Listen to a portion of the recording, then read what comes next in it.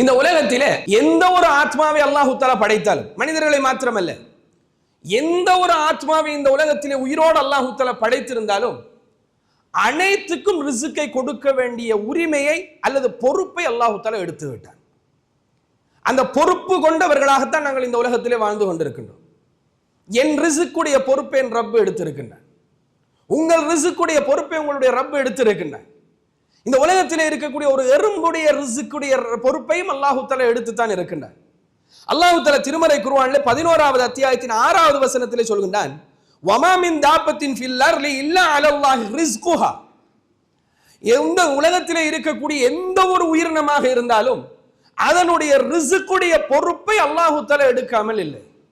அல்லாஹ் தஆலாவுடைய ரிஸ்குடைய பொறுப்பை முழுமையாக எடுத்திருக்கிறான். இரண்டாவது நாங்கள் புரிந்து கொள்ள வேண்டிய அம்சம், இந்த உலகத்தில் நாங்கள் ரிஸ்குடைய பொறுப்பு எடுக்கப்பட்டவர்களாக பிறந்தவர்கள். ரிஸ்குடைய பொறுப்பை அல்லாஹ் தஆலா எடுத்தவனாகத்தான் நாங்கள் இந்த உலகத்துக்கு வந்து சேர்ந்திருக்கின்றோமே தவிர, இந்த உலகத்துக்கு வந்ததன் பின்னால் இவர் செய்கின்ற வியாபாரங்களை கொண்டு, இவர் செய்கின்ற முயற்சிகளை கொண்டு, இவர் செய்கின்ற காரியங்களை கொண்டு இவருக்கு இவ்வளவு ரிஸ்கை கொடுப்போம், இவ்வளவு ரிஸ்கை கொடுப்போம், இவ்வளவு ரிஸ்கை கொடுப்போம் என்று பொறுப்பெடுக்கப்படாமல் நாங்கள் இந்த உலகத்துக்கு வரவில்லை. இந்த உலகத்துக்கு வருகின்ற நேரத்திலேயே நமக்கு ரிஸ்குடைய பொறுப்பு எடுக்கப்பட்டு விட்டது. அல்லாஹ் தஆலா குர்ஆனிலே நமக்கு சொல்லி தருகின்றார். ரசூலுல்லாஹி ஸல்லல்லாஹு அலைஹி வஸல்லம் அவர்கள் சொன்னார்கள், ஒரு தாயுடைய வயிற்றிலே ஒரு சிசு 120 நாட்கள் கம்ப்ளீட் ஆனதன் பின்னால் அந்த தாயுடைய வயிற்றுக்கு அருகிலே ஒரு மலக்கு வந்து இருந்து கொண்டு அல்லாஹ்விடத்திலிருந்து கட்டளை எடுத்துக்கொண்டு அல்லாஹ்விடத்திலிருந்து நம்மை கொண்டு வந்து சேர்ப்பார். அந்த ரூஹை கொண்டு வந்து அந்த உடலுக்குள்ளே சேர்ப்பார். ஊதியதன் பின்னால் அல்லாஹ்விடத்திலே கேட்டு ஒரு சில விடயங்களை பதிந்து கொள்வாராம். அதிலே முதலாவது பதிவு செய்யப்படுகின்ற அம்சம் இவருடைய ஆயுள் எவ்வளவு, அந்த ஆயுள் எழுதப்பட்டு விடும்.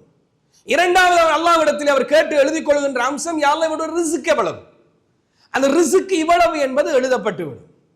இந்த உலகத்திலே நாங்கள் எவ்வளவு ரிஸ்கை அனுபவிக்க போகின்றோம் என்பது எழுதப்பட்டு விட்டது. அல்லாஹ் தஆலா நிர்ணயித்து விட்டார்.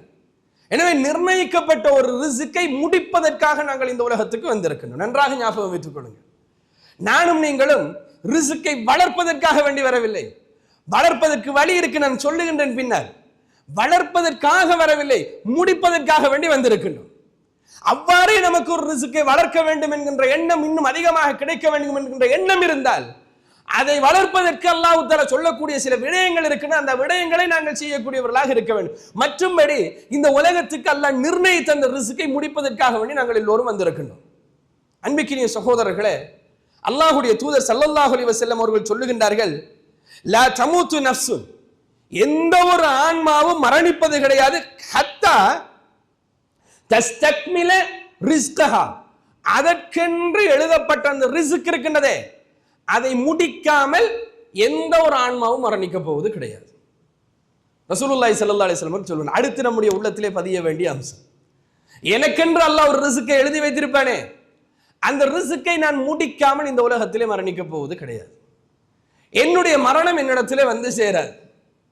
ஆனால் அந்த ரிஸ்கை நான் முடித்து விட்டேன் என்றால் சில வேளைகளில் இந்த பூமியில நமக்கு வேலையும் கிடையாது. அதோடு நம்முடைய வாழ்க்கையை நாங்கள் முடித்துக் கொண்டு போக வேண்டியும் வரலாம்.